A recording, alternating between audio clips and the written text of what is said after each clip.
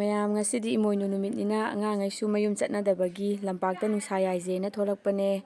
ꯃꯣꯏ ꯑꯍꯨꯝ ꯃꯔꯤꯗꯤ ꯌꯥꯝ ꯀꯟꯅꯁꯨ ꯁꯥꯟꯅꯔꯤ.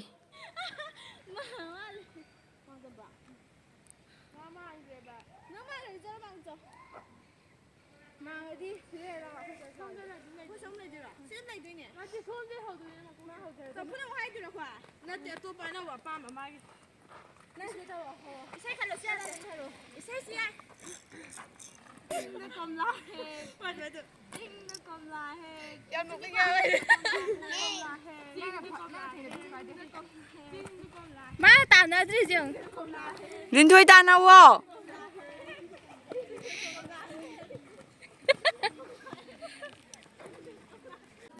ꯃꯌꯥꯝ ꯅꯨꯃꯤꯗꯥꯡ ꯋꯥꯏꯔꯝ ꯌꯧꯔꯦ. ꯑꯗꯣ ꯉꯥ ꯊꯣꯡꯗꯣꯏꯅꯦꯅ ꯇꯧꯔꯤ. ꯑꯗꯣ ꯍꯦꯟꯖꯥꯡꯁꯤꯅ ꯑꯉꯥꯡ ꯃꯌꯥꯝꯒ ꯄꯨꯟꯅ ꯁꯦꯝꯃꯤꯟꯅꯔꯦ.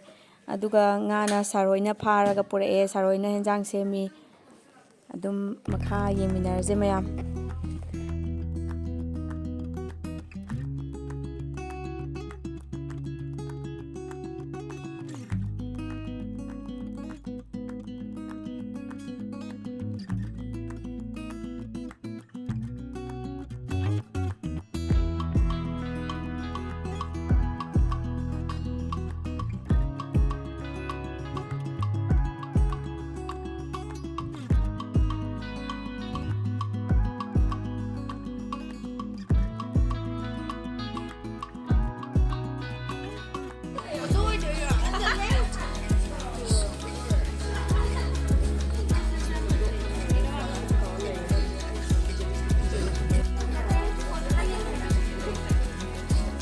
Yengo.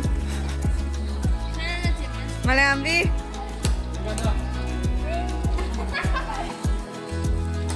Serdape. Jessica.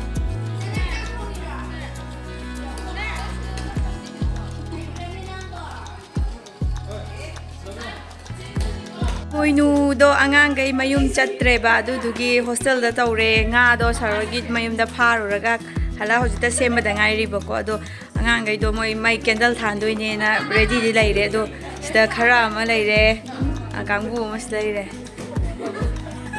Hi hello. Hi. Sida ama thole. Moi atai khara lotionary ado horen amu candle thala matung amu lage. Ado to moi sida moi gida jo khoi chalu doine moi itta jo do khoi mai tai gi Emoinu da jo mu yaw hal le. Unity strength se udli ne natra. Candle do thana ba moi do ready da di lai re do sil pulak thala kan lage. Se mai loi muthat kharabani na khara di mamme huren thala kan do oina amu yeminara se me. Chitiji gi satri ngakta ne handak job tha do ba laik su dum pa ba ne. Adum lang kan da su lang ba laik pa kan da su adum pa ba. Hoi ngang adum se dainam te se dainam masak amda athoi fazar ado sigai keri moido inkhala pa ngakta ni na adum ke ba pa me ai budi adum kai haini loishala sumaina adum. Hi mathaki mai than ba hogre.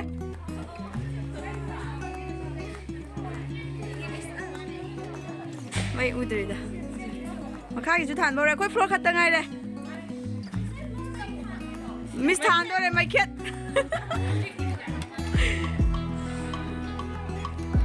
thalo asi kendala ma chama puro sida thana makha dana group ama injang semi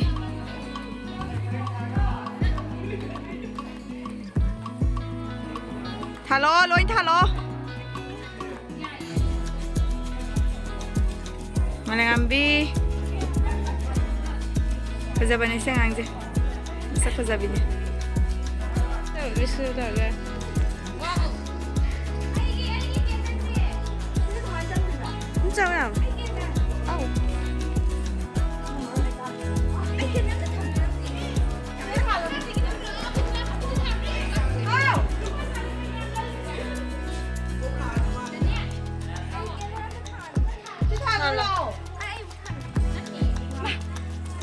마켓 메이 줄 니베마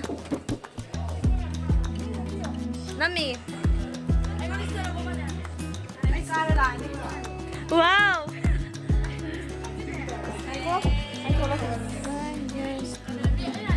aku main jaga atau bigi video ni ko lao dapat tak apa jangan bayar ha kau ke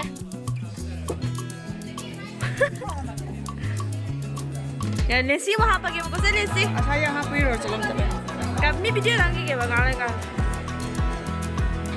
hai lesi lo यहाँ लगे वो mister चलो चलो तुम मोर से हाय दरो Hey guys, this is Emoinu. Emoinu Mayam hostel da Angang मुझे कहीं भाओगे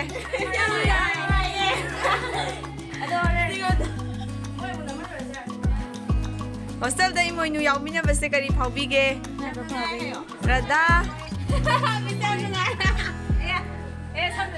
रेनास कहीं भाओगे Pusiga hanba. Hostel leave the. नोई इतना जो कौर कदा बा नन थाले चाकती मोइना थोंगौरी अदो मखा अमुक सी कमाइन तौबने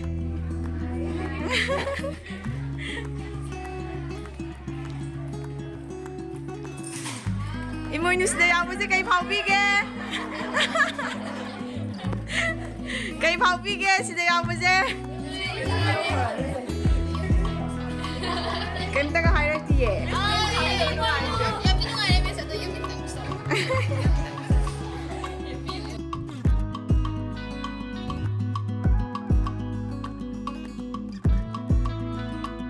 Pagi tanja yausala'e dagiti happy Emoinu Mayam su enjoy toro Emoinu kari haiduba kari wish hairo happy mo khang de Mayam sige loisalage